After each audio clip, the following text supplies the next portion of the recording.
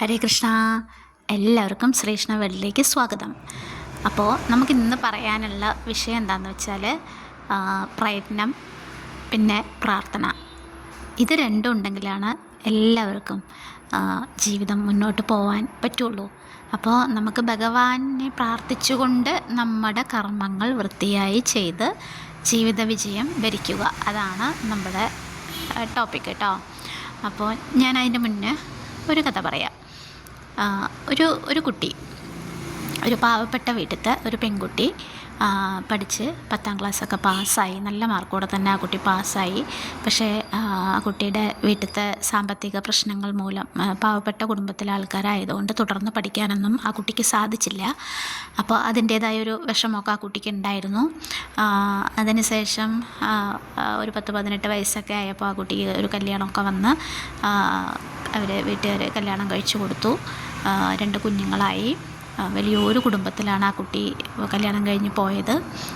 അവിടെ പോയപ്പോൾ ആ കുട്ടിക്ക് അവിടുത്തെ വീട്ടിലത്തെ എല്ലാ കാര്യങ്ങളും ചെയ്യണം, കുട്ടികളുടെ കാര്യങ്ങൾ നോക്കണം. ആ അടുക്കളയും ആ വീടും ആ കുടുംബവുമായിട്ട് ആ കുട്ടി അങ്ങനെ ഒതുങ്ങിക്കൂടി. ഇതിനിടയ്ക്ക് ആ കുട്ടിക്ക് മരവിച്ചു പോയി. സത്യം പറഞ്ഞാൽ ആ കുട്ടിയുടെ മനസ്സൊക്കെ അങ്ങനെ മരവിച്ചു പോയി. കൂടെ ഉള്ളവരൊക്കെ പഠിക്കാനും കൂടുതൽ പഠിച്ചിട്ട് ഓരോരുത്തർ ജോലിയായി, ബാക്കിയുള്ളവരൊക്കെ സ്വന്തമായിട്ട് ഓരോ കാര്യങ്ങൾ ചെയ്യുന്നു. ഈ കുട്ടിക്ക് മാത്രം ഒന്നിനും ഒരു സപ്പോർട്ടും ഉണ്ടായിരുന്നില്ല. ഒന്നും ചെയ്യാനുള്ള ഒരു സ്വയം ഒരു പ്രാപ്തിയും ആ കുട്ടിക്ക് ഉണ്ടായിരുന്നില്ല. അപ്പോഴാണ് ആ കുട്ടി ഒരു പഴയൊരു തുന്നൽ മെഷീൻ ആ കുട്ടിക്ക് എവിടെ നിന്നോ കിട്ടി. ആരോ ഒരാൾ സഹായിച്ചു കൊടുത്തു.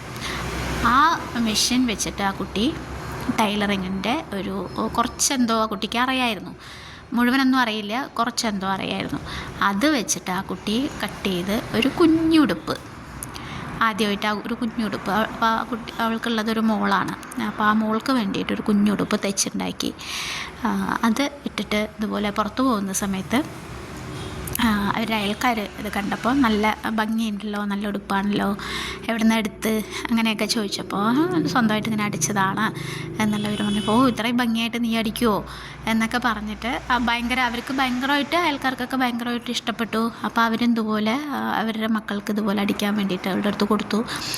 അങ്ങനെ അവൾ ഉടുപ്പടിച്ചു. പിന്നെ അത് കഴിഞ്ഞൊരു ചുരിദാർ അടിച്ചു. അത് കഴിഞ്ഞ് നൈറ്റി അടിച്ചു. അങ്ങനെ ഓരോന്നിട്ട് ബ്ലൗസുകളൊക്കെ അടിക്കാൻ തുടങ്ങി. അങ്ങനെ അവൾ ചെയ്യുന്ന വർക്ക് അവൾ വൃത്തിയായിട്ട് ചെയ്ത് അയൽക്കാർ ചുറ്റുവട്ടത്തുള്ള കുറച്ച് പേരൊക്കെ അങ്ങനെ കൊടുക്കാനും അതിൽ നിന്ന് 10 രൂപ വരുമാനം ഉണ്ടാക്കാനും തുടങ്ങിയപ്പോൾ 10 രൂപ അവൾക്ക് കയ്യിൽ നിന്നൊരു വരുമാനം കിട്ടാൻ തുടങ്ങിയപ്പോൾ അവൾക്ക് ഇൻട്രസ്റ്റായി. അപ്പോൾ അവൾ അതിന് വേണ്ടിയിട്ട് ഇനി എന്താ ഞാൻ ചെയ്യേണ്ടത് എന്നുള്ളൊരു ഐഡിയ അവളുടെ സ്വന്തം മനസ്സിൽ വന്ന് അവൾ അതിന് വേണ്ടിയിട്ട് പ്രയത്നിക്കാനുള്ളൊരു ശ്രമം തുടങ്ങി. അപ്പോൾ നല്ലൊരു മെഷീൻ വാങ്ങി, അതിന് വേണ്ടുള്ള സാധന സാമഗ്രികളെല്ലാം ഒരുക്കി. എന്നിട്ട് അവൾ നല്ല രീതിയിൽ വർക്കുകളൊക്കെ എടുത്ത് തയ്ച്ചു കൊടുക്കാൻ തുടങ്ങി. അങ്ങനെ അവൾ പടിപടിയായിട്ട് ഉയർന്നു വന്നു. ഇന്ന് അവൾ സാമ്പത്തികമായിട്ട് നല്ല ഒരു സ്റ്റേജിലാണ് നിൽക്കുന്നത്. എന്ന് വെച്ചാൽ ഒരുപാട് കോടീശ്വരി എന്നല്ല പറഞ്ഞത്. അവളുടെ കാര്യങ്ങൾ, അവളുടെ മക്കളുടെ കാര്യങ്ങൾ, അവളുടെ കുടുംബത്തിൻ്റെ കാര്യങ്ങൾ, ഇതിനെല്ലാം അവൾക്കൊരാളെ ആശ്രയിക്കാതെ സ്വന്തമായിട്ട് അവളുടെ വരുമാനത്തിൽ നിന്ന് എടുത്ത് ചിലവാക്കാനുള്ളൊരു വരുമാനം അവൾക്ക് ഉണ്ടായി തുടങ്ങി. അപ്പോൾ ഞാൻ പറയുന്നത് അത് അവളുടെ ഒരു വലിയൊരു നേട്ടമല്ലേ? അവൾ അതിനു വേണ്ടി ശ്രമിച്ചത് കൊണ്ടല്ലേ അവൾക്ക് ഇത്രയും എത്താൻ കഴിഞ്ഞത്. അപ്പോൾ ഒന്നിനും ഒരു കഴിവുമില്ലാത്തൊരു കുട്ടി, ഒരു പഠിപ്പിക്കാനോ ഒന്നിനും ഇതില്ലാത്തൊരു കുട്ടി, വലിയൊരു കുടുംബത്തിൽ പോയിട്ട് യാതൊരു സപ്പോർട്ടും കിട്ടാതിരുന്നൊരു കുട്ടി ഇത്രയും ഉയർന്നു വരണമെങ്കിൽ അവളുടെ പ്രയത്നവും അവളുടെ ഭഗവാനോടുള്ള പ്രാർത്ഥനയും കൊണ്ട് മാത്രമാണ്.